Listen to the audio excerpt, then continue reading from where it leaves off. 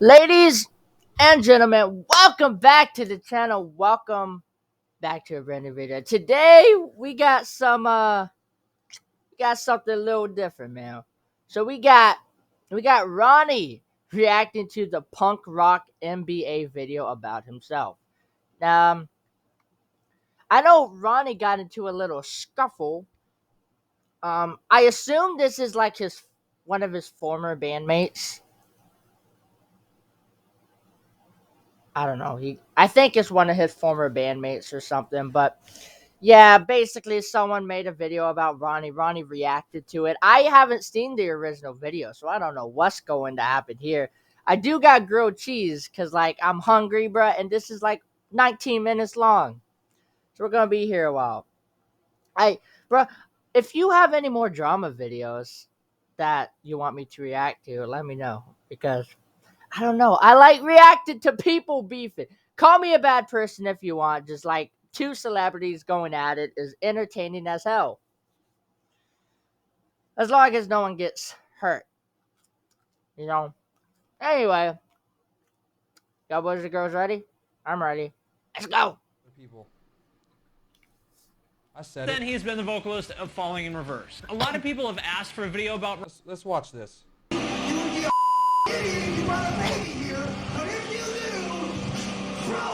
Wait, what? If you brought a baby...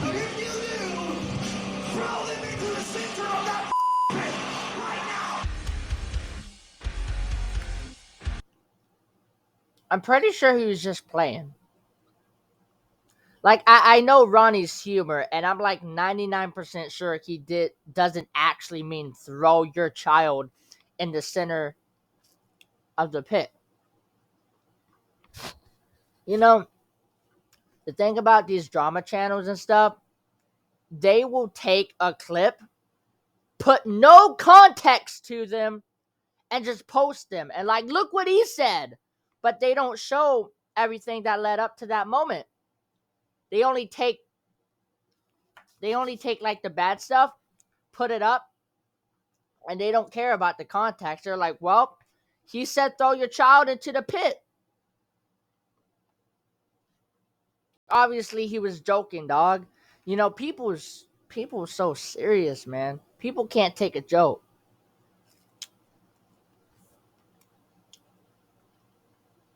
That's why a lot of comedians are getting canceled. People just too sensitive now, man. What's up, everybody? I'm Finn McKenty. This is the Punk Rock MBA, and today I'm here to talk about a guy that a certain part of the scene just loves to hate, and that guy is Ronnie Radke. For those of you who aren't familiar, he was the original vocalist for Escape the Fate. Then he took a couple years off of doing music because he went to prison, which I will talk about later. And since then, he's been the vocalist of Falling in... Are you talking about when he went to prison because his girlfriend, or was it his wife? I think it was his wife. But are you talking about when he went to prison because his wife lied and framed him and got him sent to prison? You know, the time he went to prison when he actually didn't do nothing wrong. He was innocent that time. Bruh, I swear, bruh, these drama channels need to get their facts straight. Come on, bruh. Like, if you're going to report something, make sure you get all the facts because you're going to look stupid. You're going to look like a goofy ass. Oh, man. I'm not even going to continue. Just get the facts straight, man. Just don't assume stuff. in Reverse. A lot of people have asked Wendy, for a thank video you about so much. Ronnie, and I hadn't done it until now because I just kind of wasn't sure what I wanted to say. And I think what it comes down to is this. If everything that I just said is true, which is that he's been relevant for almost 15 years now, which is an eternity in scene years, and he's bigger than ever, why don't you ever hear any of the gatekeepers who decide what's important mention Ronnie Radke? Well, I think the answer to that is actually a lot bigger than Ronnie himself. It's about how we as fans think about artists and public figures in general. And you might not like some of what I'm going to say, but I don't know. I think it needs to be said. But before I go on, I want to thank Skillshare for sponsoring this video. Skillshare is an online learning community for creators with more than 25,000 classes in design, business, and more. Premium membership gives you unlimited access so you can join the classes and communities that are just right for you. And best of all, there's a free 2-month trial using the promo link in the description for this video. If any of you are interested in design, whether that's lettering or typography, anything like that, I would highly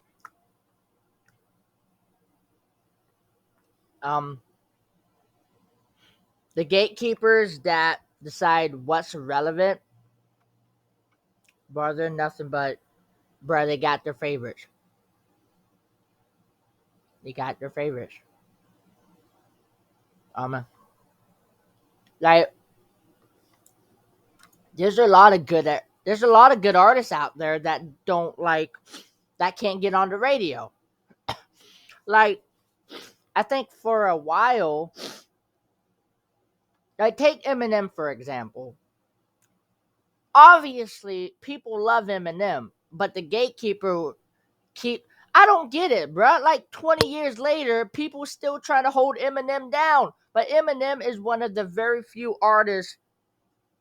You can't keep the man down. He's going to break records. He's going to get numbers, whether you like it or not. You can try to hold him down all you want, bro. Take this from me. I've seen it personally. Eminem fans are wild. Like, there's people that will literally die for this man.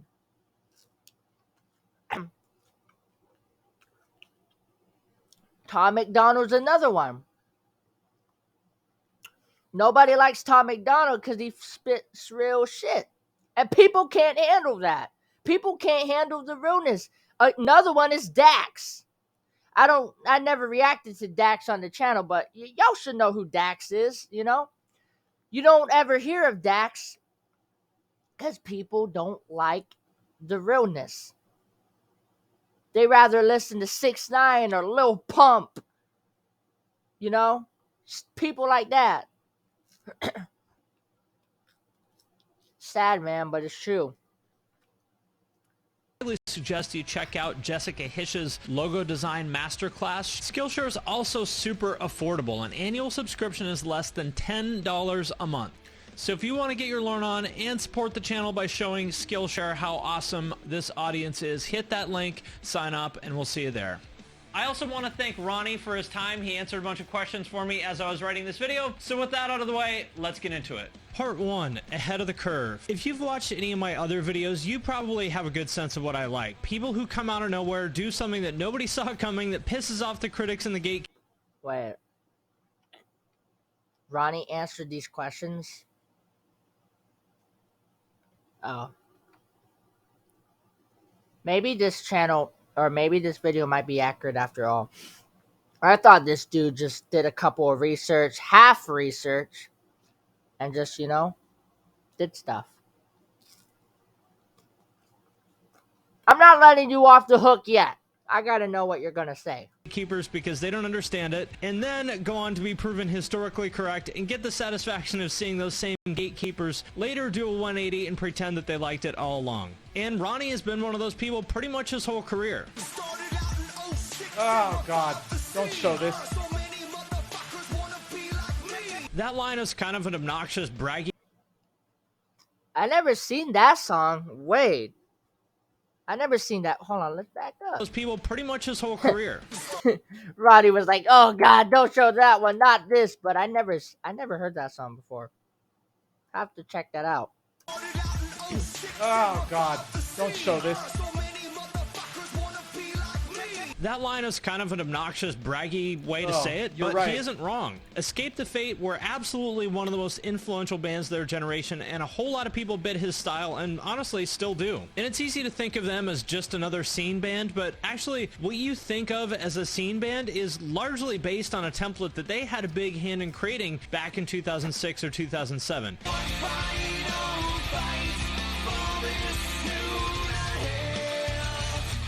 Yes, of course they weren't the only ones doing it, but they were definitely one of the most important bands of that generation. Specifically, if you look at that whole like hard rock, Motley Crue inspired thing that bands like Asking Alexandria and Black Veil Brides would go on to do a few years later, Escape the Fate really created the blueprint for that. And yes, there are bands like Atreyu, 18 Visions, and Avenged Sevenfold who did that a few years earlier. I loved all those bands, and I had been listening to them for years. But what Escape the Fate did felt really different to me. Bands and 18 Visions and Avenged Sevenfold who did that a few years earlier. I loved all those bands, and I had been listening to them for years. But what Escape the Fate did felt really different to me at the time. For one, they were way less metal than those bands. They looked metal, but if you listen, they actually sound a lot more like early Fall Out Boy or My Chemical Romance than anything else. They're really more of a rock band than like a metal or metalcore band. Yo, Fall Out Boy? My tooth is really hurting right now. I'm gonna have to get it's my wisdom tooth back here. Like, I only had 3 wisdom teeth come in.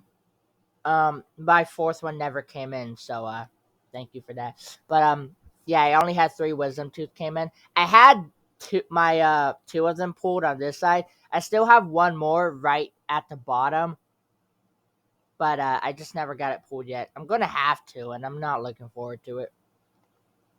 So if you see me like grabbing my like cheek or something, that's why. Oh, I can hear that. Yeah. And with the I can hear that. Yeah.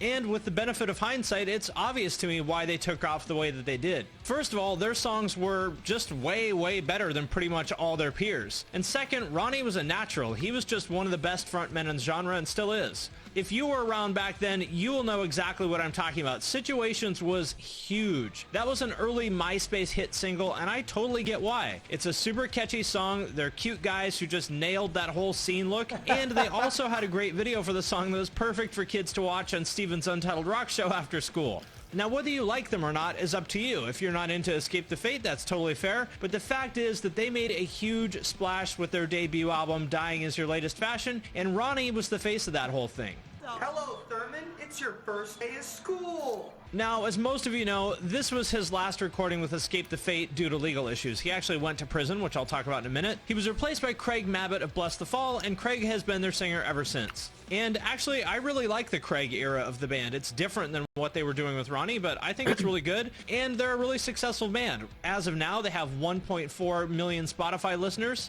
and they deserve full credit for achieving what they have, but I also think it's safe to say that Ronnie kind of built that house. You hear that, Robert Ortiz? I built that fucking house. After getting kicked out of Escape the Fate, he went on to form his current band, Falling in Reverse. He announced the band when he was in prison, built a whole bunch of hype around it, wrote a ton of songs while he was locked up. What?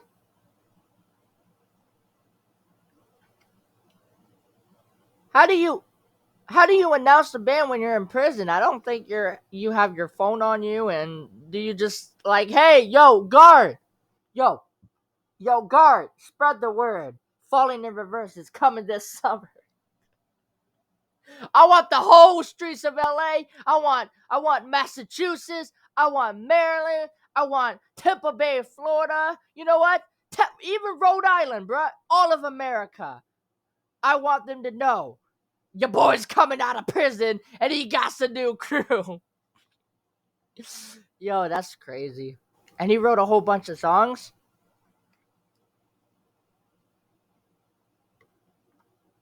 What songs did he wrote in prison?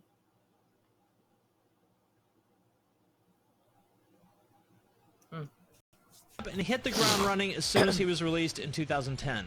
Since then, they've released 4 albums and a couple EPs. Cool and video. if you listen to Falling in Reverse, it's super clear to me that he was the creative force behind early Escape the Fate. For example, listen to an early Falling in Reverse song like Raised by Wolves, and you can easily imagine that being on the follow-up to Dying Is Your Latest Fashion if Ronnie was still in the band. Due to mistakes I have made to the state, I get trapped inside a Dillinger, diligently thinking of ways. But what I think is really interesting about Falling in Reverse is that it's so much more than that. It's much broader in scope than anything he did with Escape the Fate. Falling in Reverse's songs really are kind of all over the place. They'll go from post-hardcore Oh, to hard Astronaut. rock. Was that Ash? No, it wasn't Astronaut. Was that Coming Home? Maybe. I could be. I probably am wrong. To metalcore, even to ballads. Wendy, thank you so much. And rap. Wow, if you really think And about even it. though it's all over the place, in my opinion, it all works. And listen, whether you like Falling in Reverse or not, it takes some pretty serious talent to pull off genre bending like that without it feeling forced or cluttered or messy. If you think about other bands that pull it off, like say A Day to Remember and Issues, those guys are at the top of the food chain as far as like their creative ability. And in my opinion, Falling in Reverse is right up there with them. But weirdly, nobody seems to give them any credit for it. Find any kind of gatekeeper nerd publication that gives Ronnie an ounce of credit and I'll buy you dinner. Now, Falling in Reverse is one of those hardcore bands. I will beat the shit out of this guy with one hand. Look at this fucking guy. And of course, they're led by these little teeny boppers demigod, one of their demigods, Ronnie Radke. Oh, don't you And just once want to again, just like fucking with punch Escape the him? Fate, Oh. Oh. He's that guy. He's that guy. He's that guy that has no idea what the fuck he's talking about, yet he pretends to. That's like that arrogance, that false, misplaced anger and arrogance that some of these fucking musician critics have. They have no idea what the fuck they're talking about. They're not a musician. Those are those guys. Those music critics that can't fucking play a single note on any instrument or sing or do anything, but somehow can judge you and how your music is. I fucking hate it. I just can't stand it. I have to point out that he's been ahead of the right up there with gotta them. see this guy But again. weirdly, nobody seems to give them any credit for it. You guys know who Find this any guy kind of is. gatekeeper nerd Let him know publication that I that will gives Ronnie an ounce of fucking credit knock his and I'll bitch buy you ass out. Falling in Reverse is one of those hardcore bands. One of those hardcore bands. Wait. Does he have a Simple Plan poster signed in the back? Is that Simple Plan? Hey, careful, bruh. I rock with Simple Plan, bruh. I grew up with Simple Plan. Is that a open Barg's root beer container? Okay. Oh my god, is that a your with a asterisk next to it? Look at this. Look. Oh, this guy's just the douchiest fucking... Yo.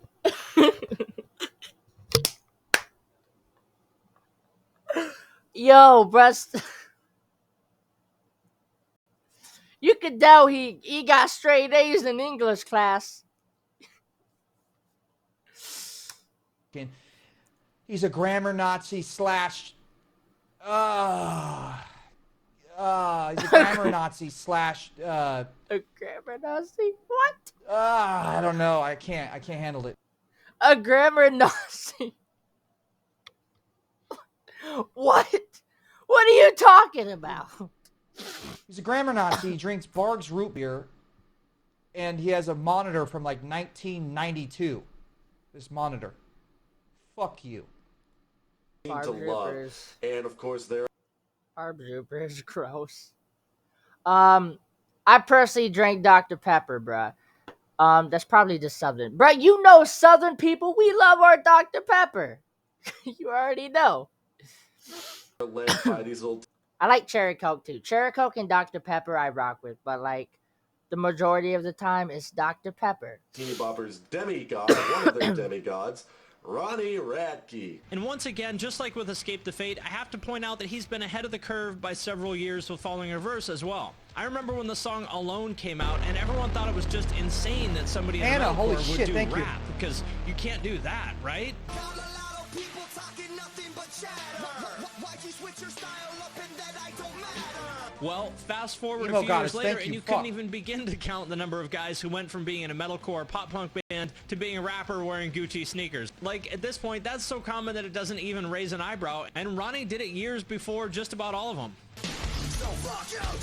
And by the way, one thing you guys may or may not be aware of is that a fair amount of bands, like scene bands, get, let's just say, a lot of help writing their songs. I won't go so far as to say that they don't write their songs at all, but sometimes there are cases where the producer has more of a hand in writing the song than the band does. And I thought that was the case with Ronnie, because his songs are so good, the hooks are so catchy, that I thought for sure he was one of those guys that just had producers write everything for him. But it turns out I was wrong. He does collaborate with producers, of course, just like anybody, but we have a lot of mutual friends, including producers who have worked a lot with him, and I asked all of them, like, hey, come on, man, does Ronnie really write all that stuff? Like, he doesn't write it, does he? And every single person I asked gave me the same answer.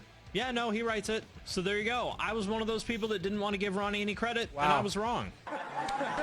Thank you so much, man. This guy is fucking awesome. Thank you. And as much as people want to say that Ronnie's washed up and he got kicked out of Escape the Fate, and ever since then he's just been trying to stay relevant, the truth is, actually, Falling in Reverse are bigger than Escape the Fate ever were.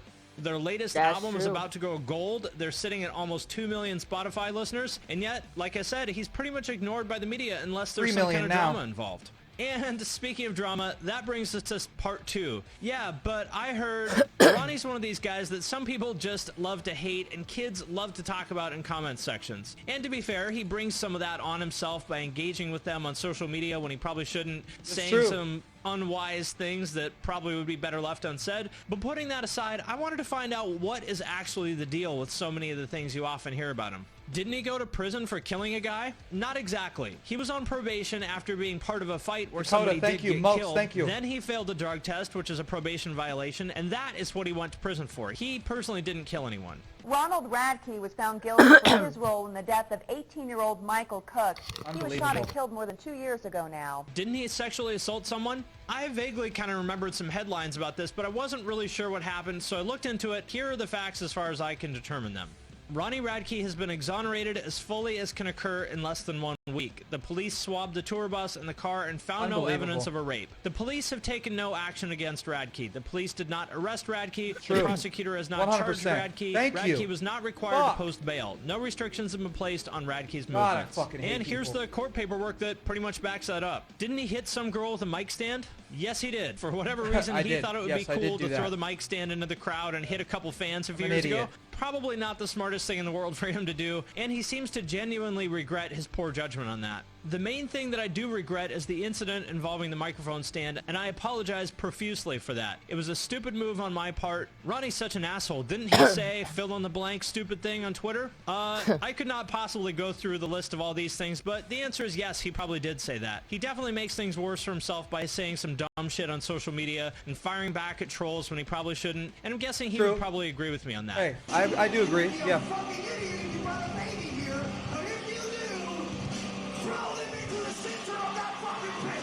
That's a joke. So the way I see it, Ronnie has definitely done and said some stupid things and made some pretty big mistakes. But on the other hand, I do have to give him credit for doing some pretty cool things like raising money for cancer patients and some other charities.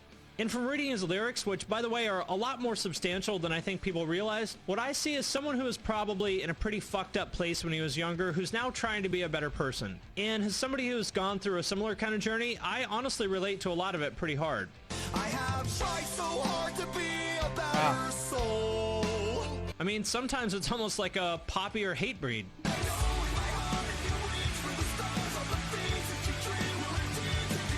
Now, if he was the same person as he was 10 years ago, or even the same person as he was when he got out of prison, I might think he was kind of an obnoxious douchebag. But he seems like a much happier, healthier person than he was back then, and honestly, it's pretty refreshing to me to see someone admit their imperfections and talk openly about how they're working on improving those imperfections. It's honestly a much more mature take compared to most of the genre, which is like, this is who I am, fuck you if you can't handle it, you snowflake. It's like one of those obnoxious girls that has a bumper sticker on her shitty car that says, 51% sweetheart, 49% bitch, don't push your luck.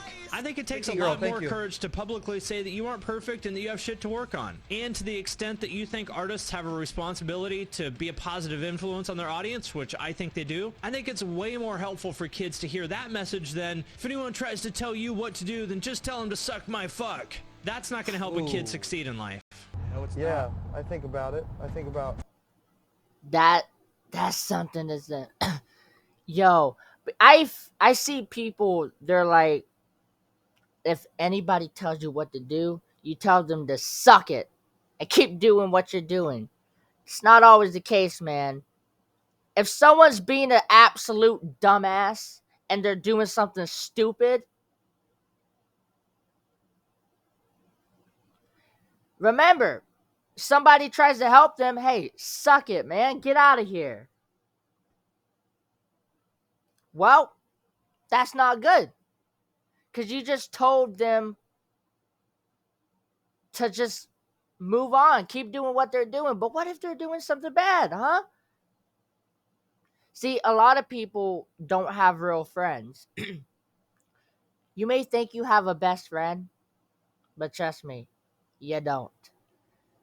There's not too many people. A real friend will smack you in the back of the head and tell you when you're, when you're slipping.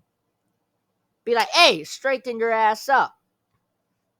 But a lot of people, they have yes men. Like, I used to do this too, man. I was that guy.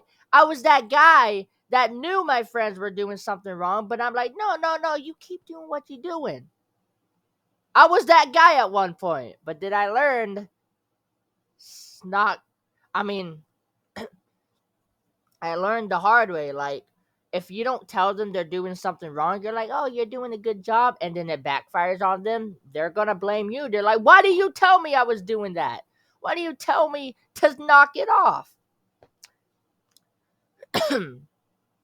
But yeah, man. Friends. That's why I don't have any best friends. I don't have a best friend. Because I just can't stand people. Maybe one day I might find someone. But for now, I don't have a best friend. like, Daddy, why did you go away for a while? 21. Like, Thank you. Because I was crazy to my daughter, you know? Yeah. Like, I was a nut job, and I had an anger problem, and I was on drugs. I don't. So just to kind of close this out, basically, I think Ronnie is one of those people who in hindsight will realize made a much bigger impact than he got credit for, according to the tastemakers and gatekeepers. And that brings us to my last point. Part 3, Angel or Devil. So what's the deal? Is Ronnie Radke a talentless piece of shit or a misunderstood genius with a heart of gold? Well, which is it? Because he's got to be one or the other, right?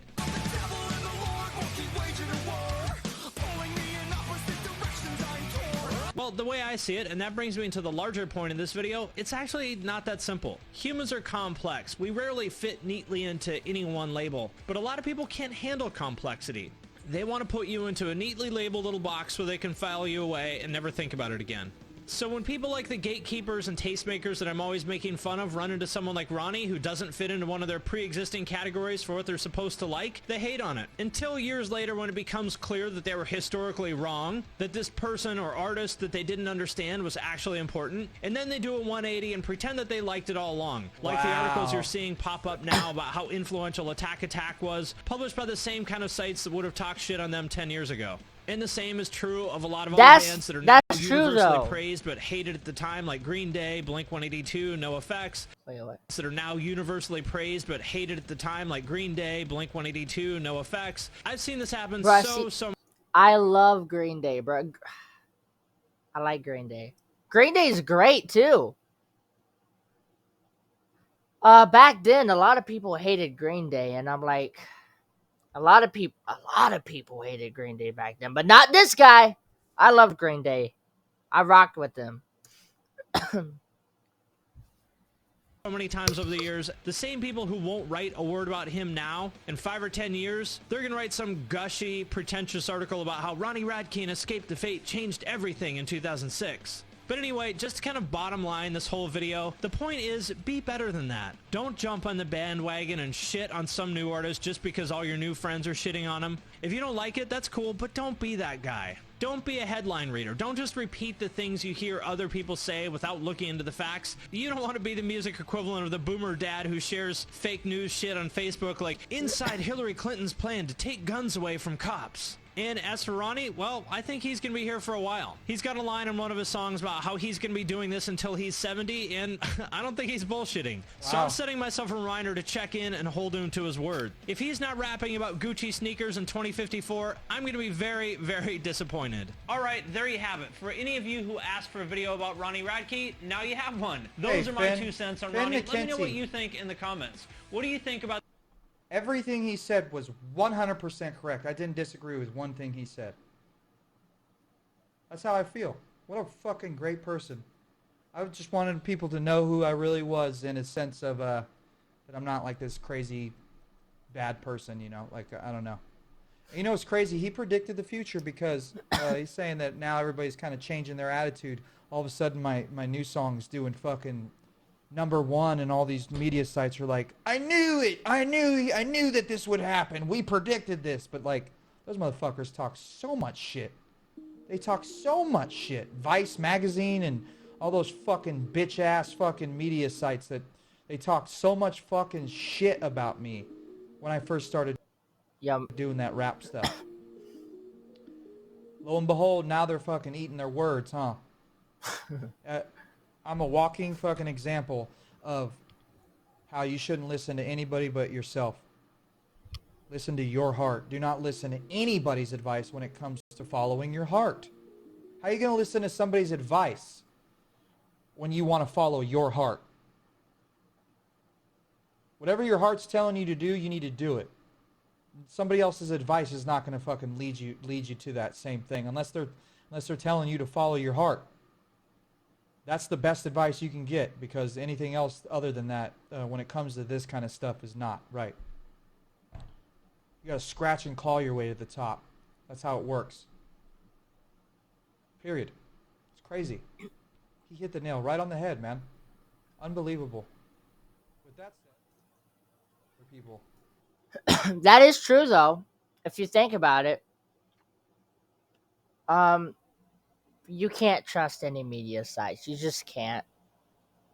Like, media sites, I have no words for them. They're just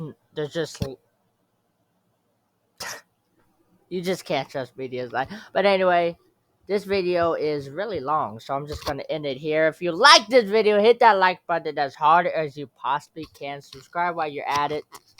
And the link to the original will be in the description below, along with my socials. Be free to DM me whatever you want.